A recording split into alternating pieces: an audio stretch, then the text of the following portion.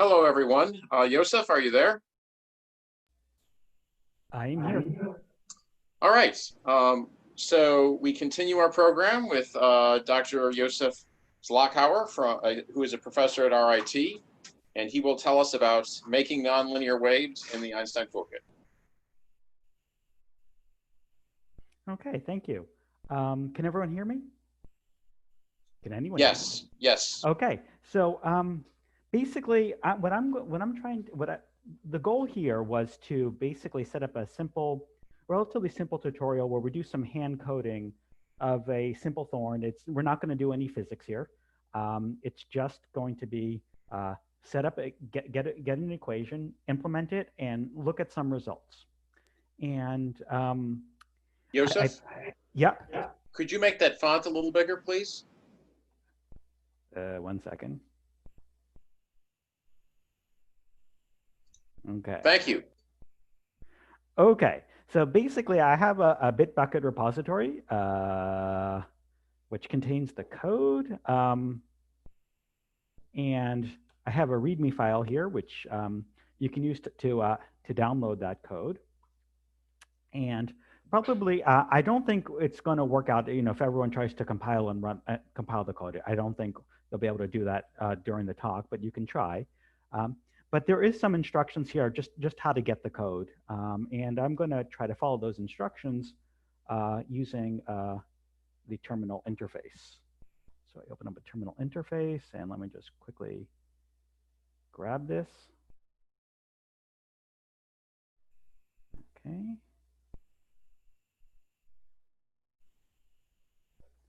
Okay. By the way, so I'm the cactus is in this as a subdirectory of this directory. So go into cactus, and if I go into repos, you can see it's there. And I'm just going to quickly actually set up the build. Okay. And I know that on the tutorial server, it's make, not gmake.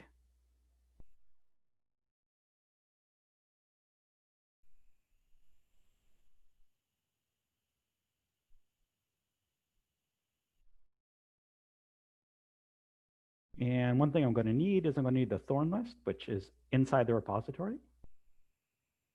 Okay. And then if I want to, I could then run,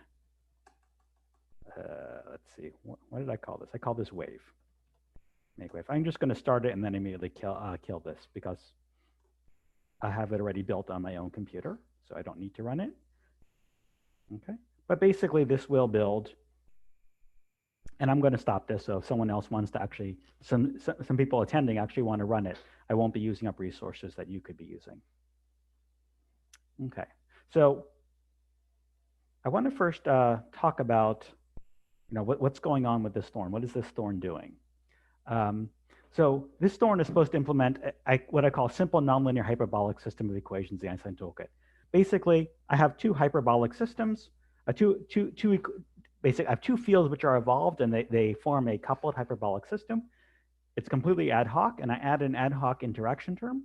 And I want to show you how that's actually going to be implemented using basically hand coding. Now, when it comes to any complicated system, I'd always say never hand code.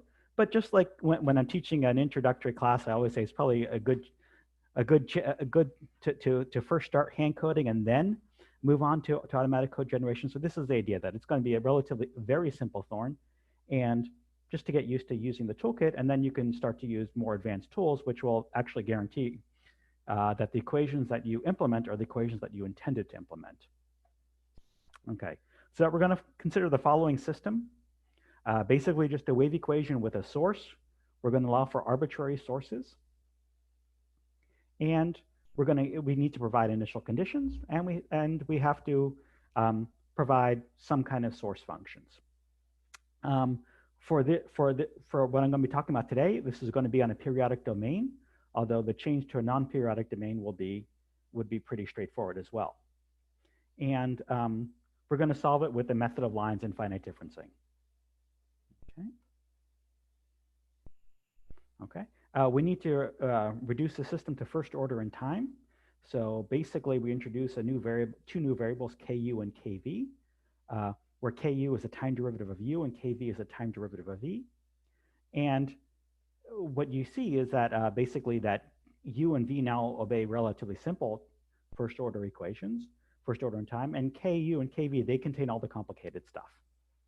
We could reduce this further to first order in space as well, but for the moment, let's just do first order in time only. Okay.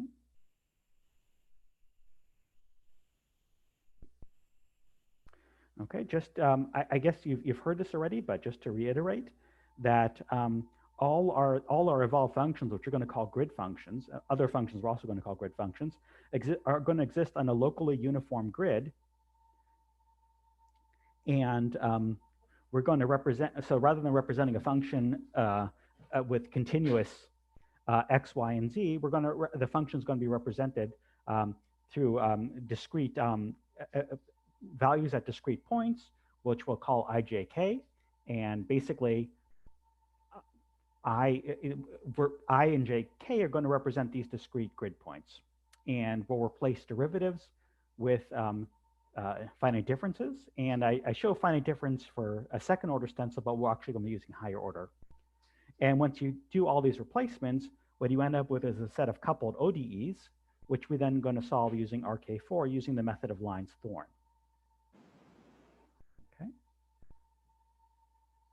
Okay. So in order to implement this, we're going to need to define our evolved variables and let Cactus know about them. We're going to need to let the method of Lines-Thorne know which variables are evolved and which variables contain the time derivative information. We're going to have to let, for the moment, we're going to let Cactus know when to synchronize the ghost zones and apply the boundary conditions. And we're going to need to somehow set up the initial data and somehow analyze the results. Okay. And just in order to follow the code, I wanted to just talk a little bit about how Cactus is actually going to store our grid functions. So the grid functions are actually stored in one-dimensional C arrays, not three-dimensional C arrays. And so we're going to, in the code, we represent a given point, which, in index space is u, I, j, k. We're going to represent it as an array u evaluated at index I, j, k, where the index ijk is given by this macro cctkgf index 3D, which just takes ijk and turns it into some integer, which actually corresponds to the location in memory where this uijk is actually stored. And because this is a regular array, a regular grid, excuse me, this ijk is equal to I times some delta I, j times delta j, k times delta k, where basically delta I just means how far away in index space is the neighboring point. How far is I plus 1, j and k staying the same from I, and that is it's one step di away. And in fact, di is going to be 1. Now, j plus 1 is, dj steps away from j, and k plus 1 is dk steps away.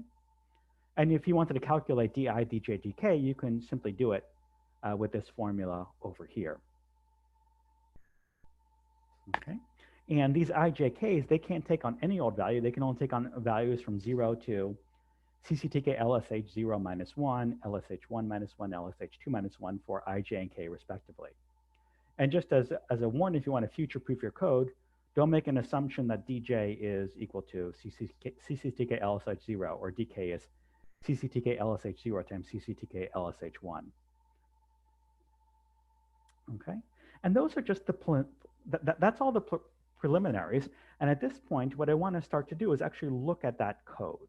And then, so the way I'm going to arrange this is I'm going to first look at the code which actually implements these equations. And then once we see how that's related to the last slide, then I'm going to take a step back and talk about all the other things that we need. Okay, so I am now going to move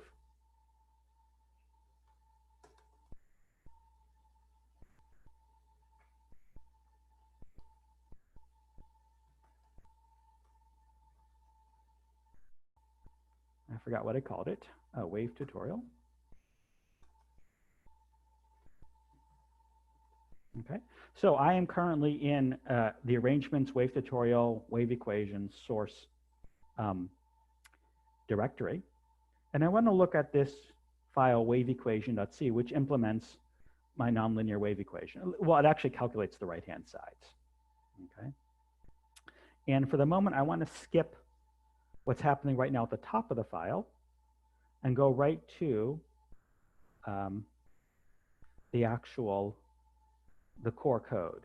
And I'm going to even just skip out. I threw a pragma OMP parallel 4 because why not?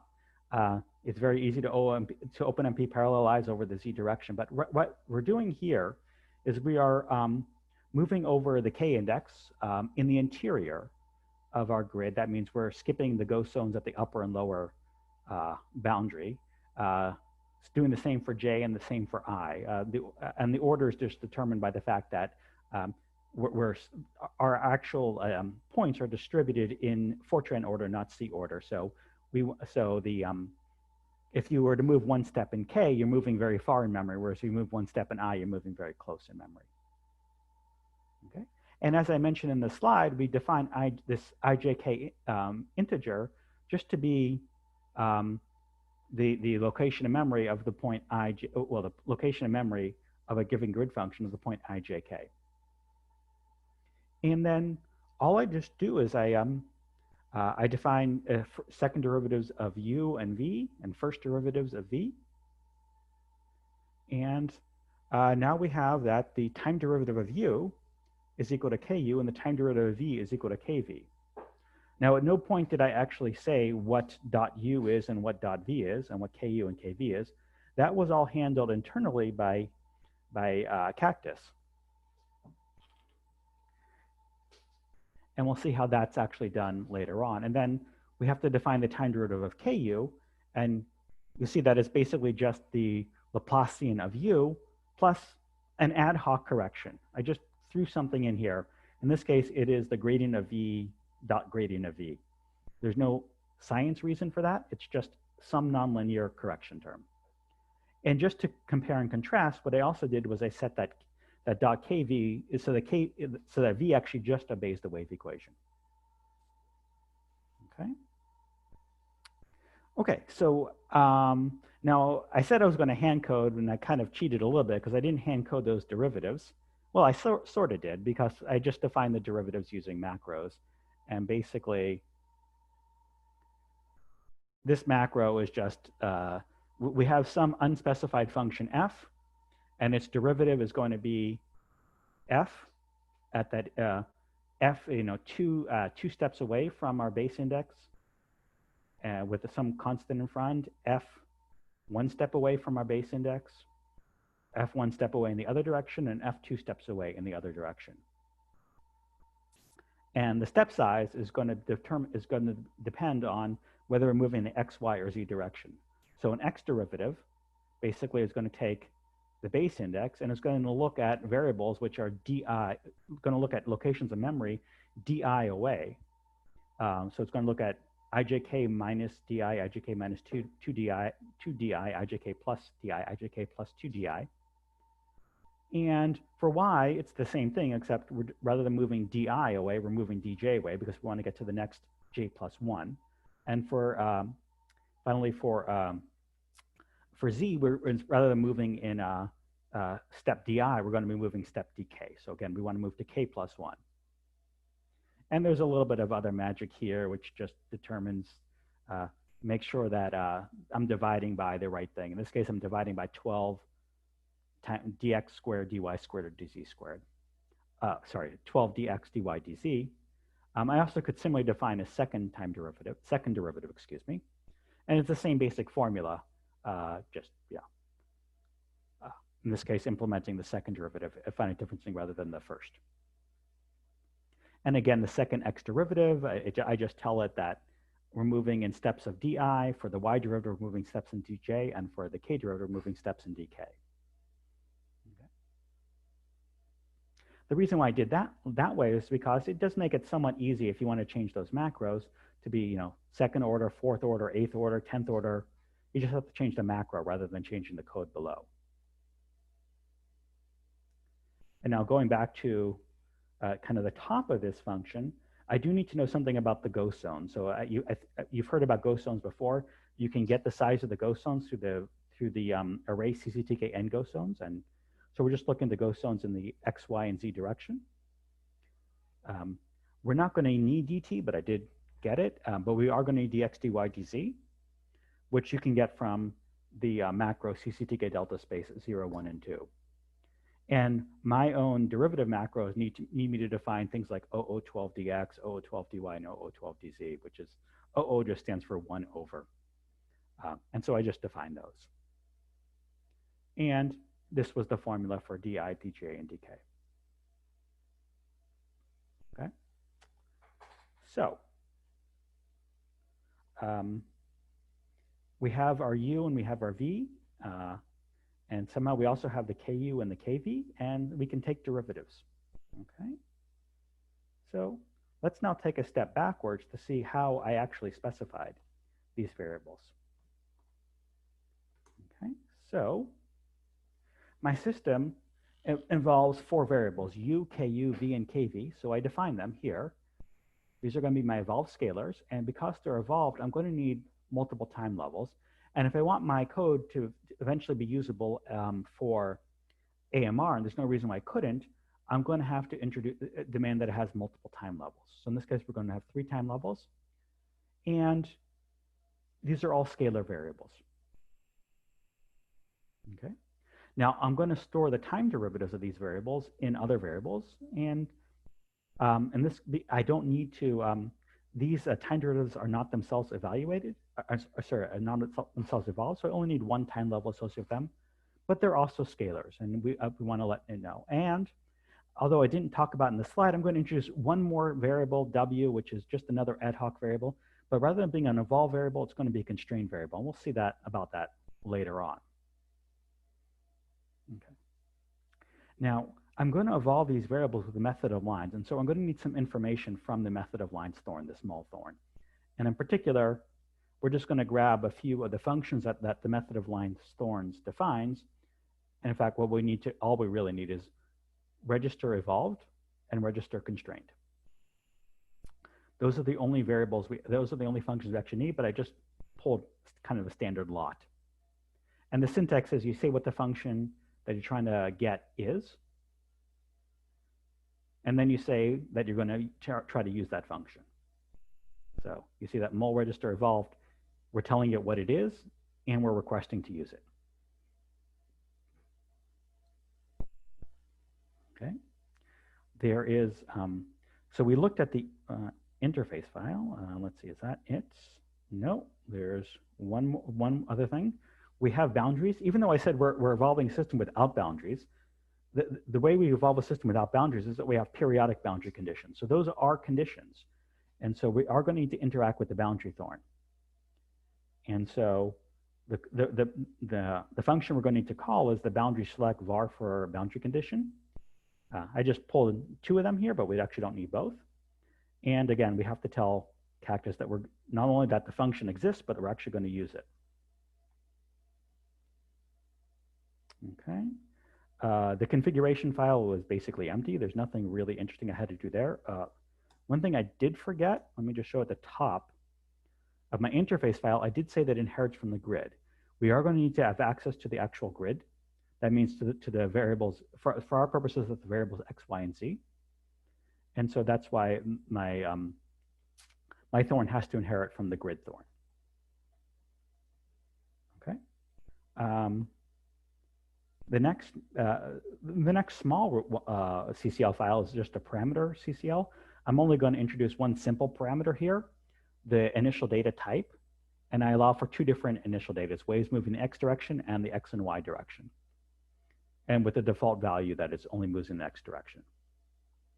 Okay. The schedule file, though, that is going to be more complicated. So we have to provide storage for our evolved variables and our constrained variables, as well as the temporary variables we use for time derivatives. We have to register our variables with mul, and that occurs in global mode. We have to initialize our variables during the initialization step. And initialization, So in global mode is you're just telling the mol thorn that you have variables that you want to evolve. In initialization, you're actually writing to the variable, so it has to be in local mode. The actual time derivatives have to be calculated, and they have to be calculated in the mol calc right-hand side bin. And again, we're directly using grid functions, so we have to be in local mode.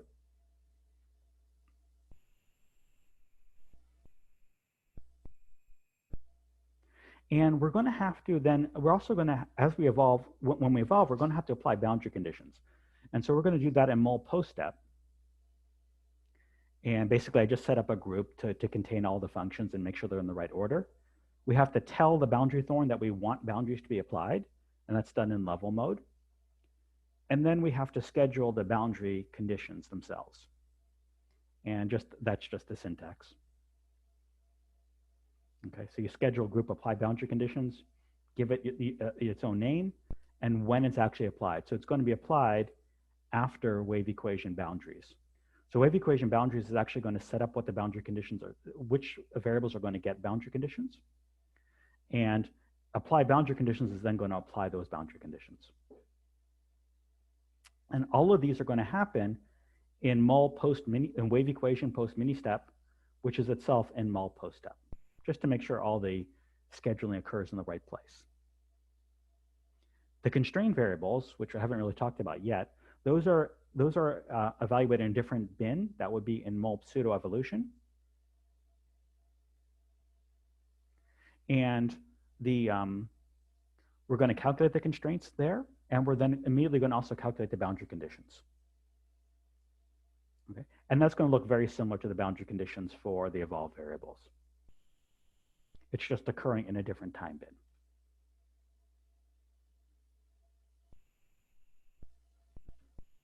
Okay. Let me just go back to that constrained variable. Okay. So the top of this function looks like just like the evolution right-hand side function. But what I'm going to do is I'm just defining derivatives of u and v. I didn't need to define derivatives of u. I'm just defining w as the gradient of v dot the gradient of v. There's no reason for this. It's just something that you could calculate. And the idea here is that once you know v, you can calculate its derivatives. So once v has been evolved, you can then calculate w. And so that's why this w is going to be calculated in a different routine. In the right-hand side routine, all that's known is u and v on the old time level, not on the new time level. But in order to calculate w, we need the derivatives of u and v after u and v have been updated. So that's why they have to be in different time bins. Okay. Okay. We have to initialize our variables. All we need to initialize is the u, the ku, the v, and the kv. And here, rather than looping over just the interior, we're going to loop over all the grid points and provide a value to all the variables at all the points. And the way I set up the initial conditions is that the second option for possible initial conditions just has to modify the first. The options were wave in the x direction or wave in the x and y direction. So the wave in the x and y direction just basically takes the wave in the x direction and adds a wave in the y direction. And again, just entirely ad hoc functions. The only thing that's special about these functions is they happen to be periodic. So it's consistent with the periodic boundary conditions.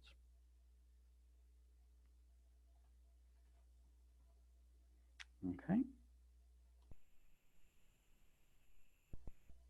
Now, let's see about those boundary conditions. They're really simple because I'm not implementing any kind of complication to the boundary. I'm just basically want the toolkit itself to provide periodic boundary conditions. I don't specify periodic boundary conditions here, but I do say that I want to select a boundary. I want to select a group for boundary conditions with the none boundary actually, and the toolkit itself is going to figure out what to do here. And so I'm just telling it that I want the evolved scalar group and the constrained scalar group in the to have boundary conditions. These have to be split because these two routines are going to be called at different times. And then the last thing that we need to do is we need to actually register our variables with mul. Okay. So in the mul register, so we tell that we're registering an evolve variable. In this case, it's u. And its time derivatives are going to be stored in .u, and in .ku and .ku, and so on and so forth. And then we also have to tell mul that w is a constrained variable. It is not an evolve variable. With this in place, we are ready to actually build and run the code. And if we want to change the evolution equations, for example, rather than using my ad hoc source term, you can use anything you want here. Just change this to anything which is a function of u, v, ku, kv, and their derivatives. You can just do that here. Just if you want to take derivatives of the k's, you just have to define them over here.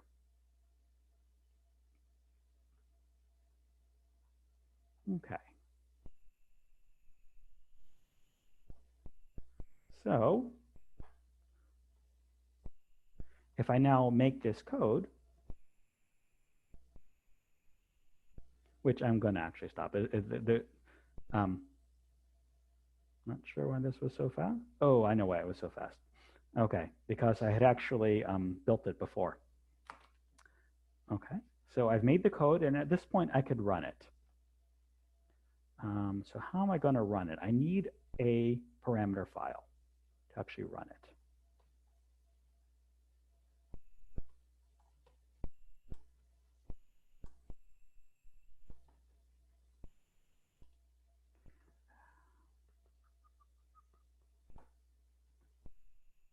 I do have a parameter file called wave.par, and I have it actually in the Git repository.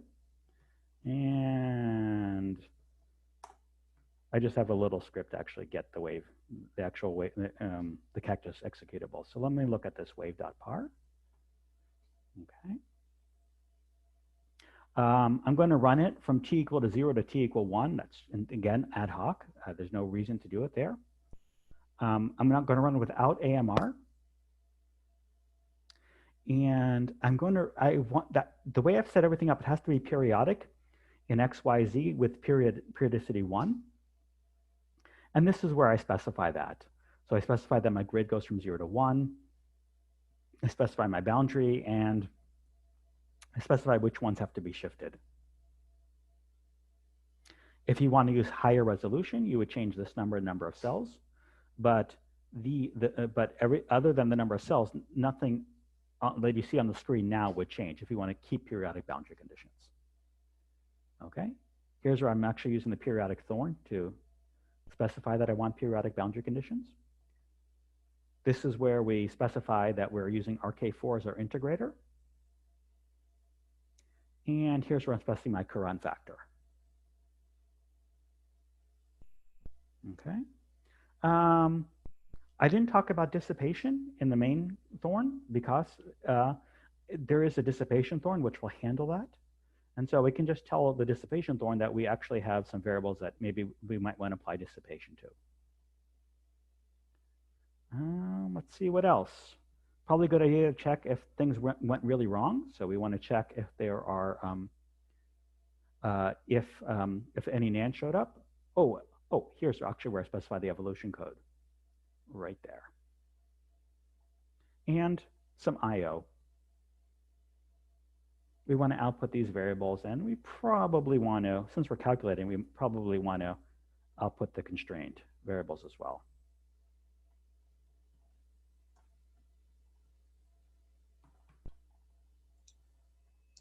So Yosef, there are a couple of questions in the chat. Okay. Some of these we've just been answering, but I thought I'd give you a chance to address some of them. Okay. So we have one person who says, do we define ghost zones for uniform single block grids too? If yes, what is its significance there? Okay, so the answer is definitely yes. You have to define ghost zones, even for a single block. And I missed that. So where did I define the ghost zones? There we go. The routine, which is using center differencing, can only calculate center differences in the interior. So for example, and so we need to specify the ghost zones equal to our stencil width size. In this case, I'm assuming that we're using dissipation. I'm assuming the dissipation stencil width is 3, and therefore I set my ghost size to 3. So yes, you definitely do need to specify ghost zones. Right. I think what they're trying to say is if there's only one processor, then there are actually no ghost zones. There are only boundary zones. Yes, but we do have to specify the boundary size. But yes, so when I think about it, I oftentimes don't distinguish between the two, especially in this case with the periodic boundary conditions. As far as the routine works, I treat the ghost size. Yeah, that is a little inconsistency in what I did, in that I specified the boundary size as 3 and the ghost size as 3 but there was nothing here that enforced that consistency. Okay, thanks. There's another question. Does coord base n cells underscore j also specify the number of points for refinement grids? No, refinement grids is so it specifies it's specifying the size of the coarsest grid. To specify any refined grid, you would use something like the let's say carpet regrid 2, I believe is the easy one to use, where you'd specify kind of the diameter in each dimension of the grid, and carpet would then figure out how many points would go there per level. Okay, thanks. Okay, so one thing is I can't see, while I'm sharing my screen, I can't actually see if there's a chats and there are actually questions. So if there are additional questions, please let me know. Okay, and finally, just that there's output. I'm outputting ASCII one-dimensional data, and I'm outputting two-dimensional, three-dimensional HDF5 data. Okay, I'm actually going to run this on only one processor. Well, actually, just for fun, I guess I could run it on multiple processors.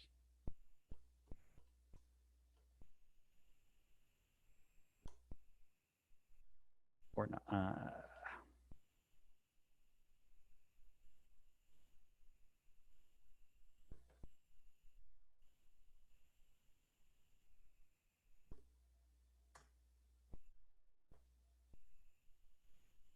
Oh, okay.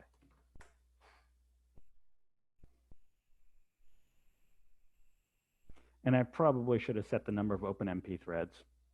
I'm going to do that.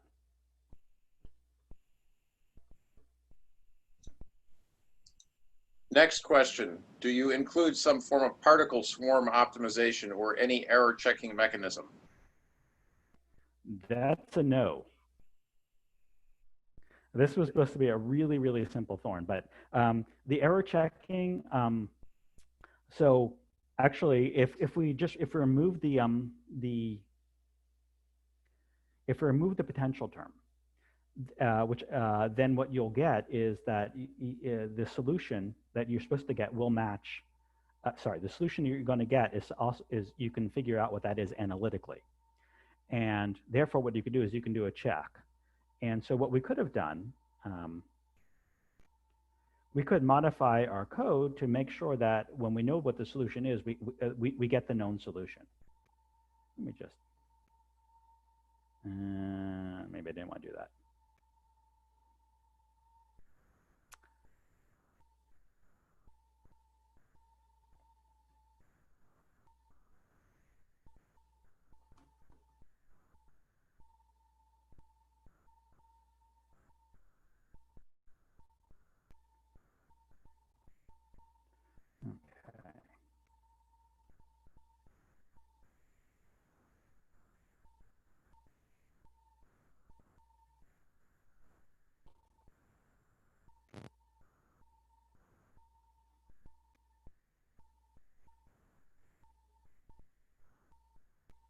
Okay, actually, it's going to be in the initial.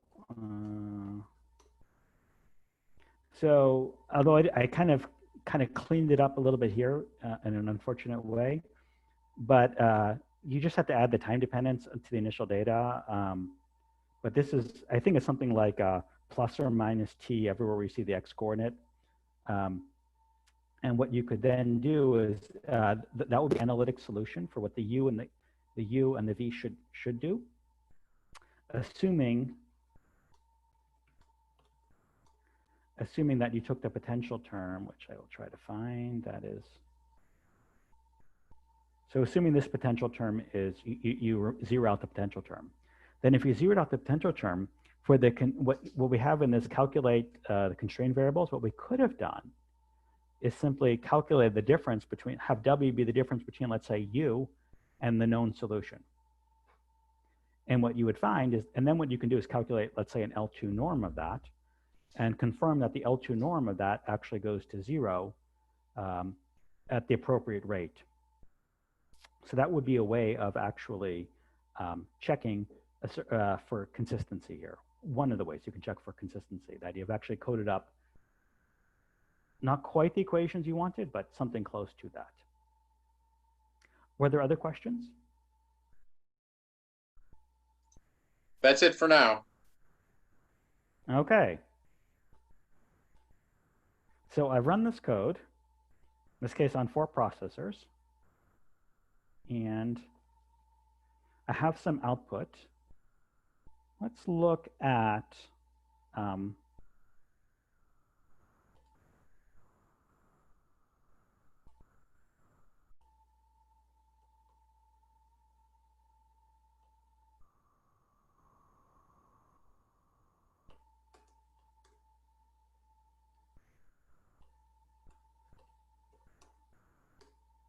okay, that's U at t equal to 0.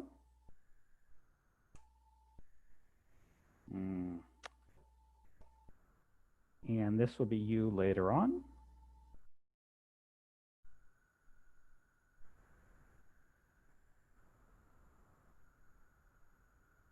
And if I wanted, I can make an animation kind of showing U along the x-axis.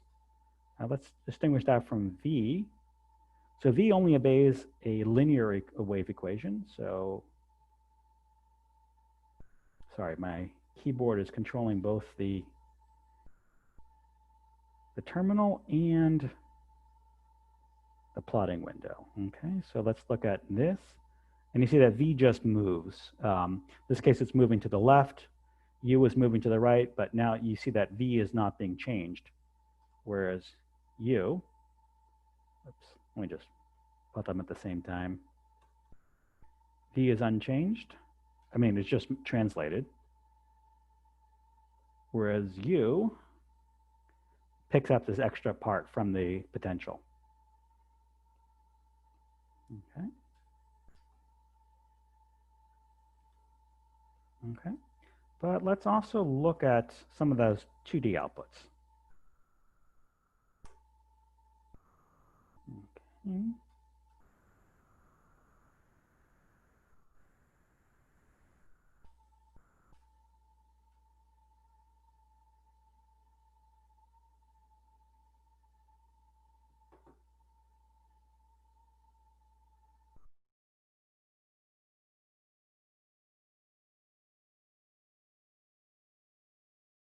Okay, let's look at the scalar variables. Okay, just a word of caution: if you're using one of the later visits, and you have large HDF5 files for your output, what you definitely don't want to do is allow visit to guess the output. Guess what file format it is. And the reason why you don't want to do that is because the algorithm that it uses gets really, really slow. And if you forget and you do use guess the output, it can be really painful. But what you could do is you could go to the databases and you could basically unselect everything except for the one you want. But again, if you have a large HDF5 data set, make sure when you open it, you're actually opening it with carpet HDF5 and not letting it guess. Actually, what I want to do is plot V, not U. And What V is just kind of a boring wave moving to the left.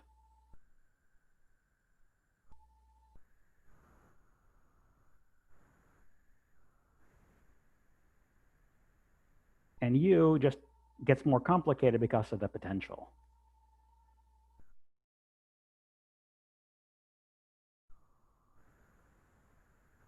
Okay. And while we're at it, let's also calculate. Let's also look at some of those the constrained variables as well.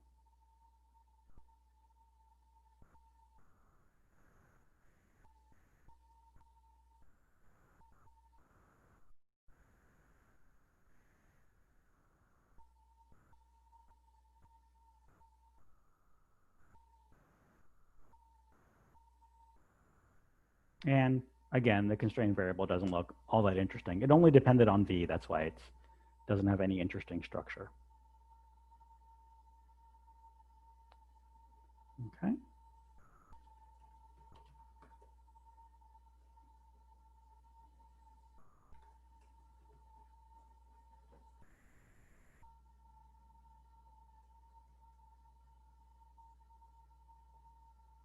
And what I want to do is I want to change the direction of the wave, but I forgot the parameter name, but there it is.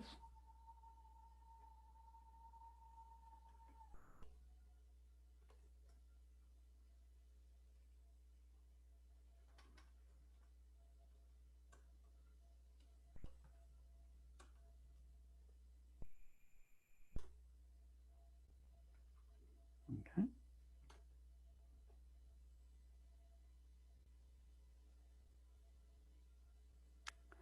And I'm just going to compare and contrast what I got with in the one-dimensional wave with the two-dimensional wave.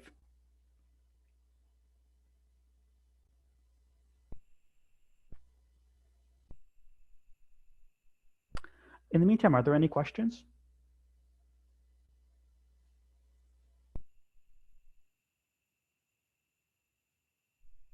Okay.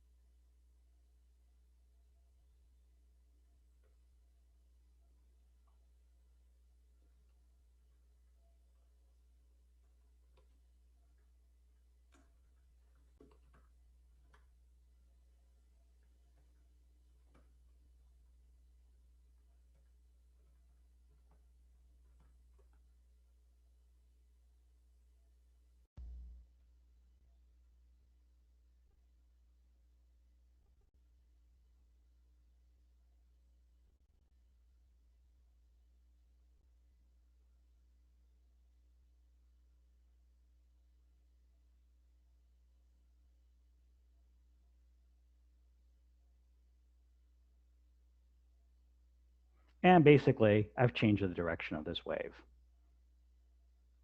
Not too profound.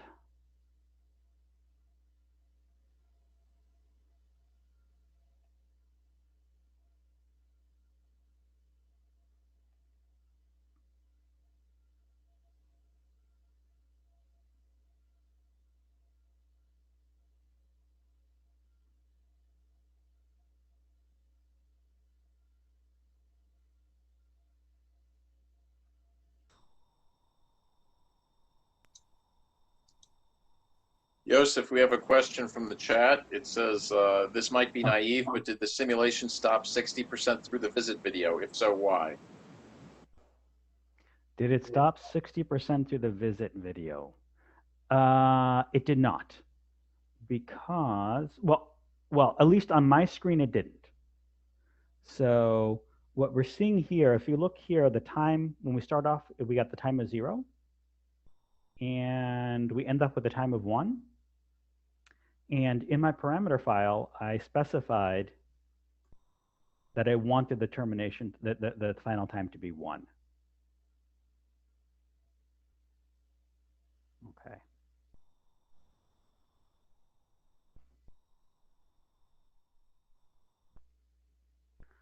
Okay.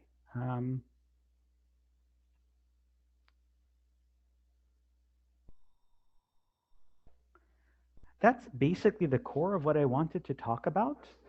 I'm going to stop my sharing for the moment.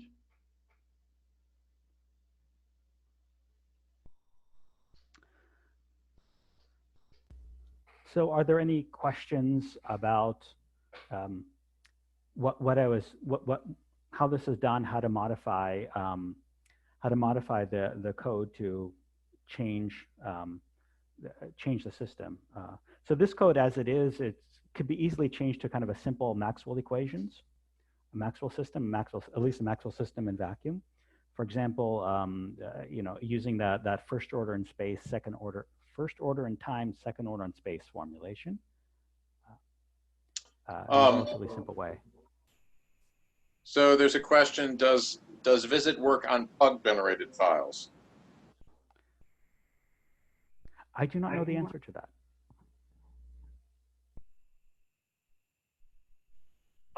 Although, go ahead.